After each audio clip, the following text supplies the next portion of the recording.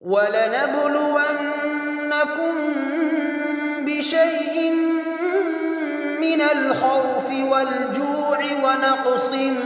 مِّنَ الْأَمْوَالِ وَالْأَنفُسِ وَالثَّمَرَاتِ ۗ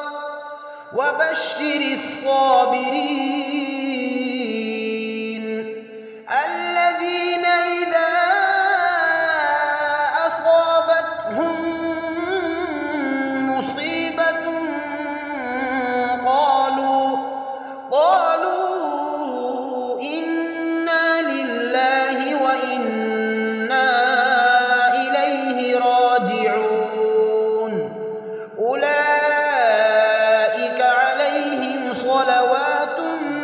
مِّن رَّبِّهِمْ وَرَحْمَةٌ وَأُولَٰئِكَ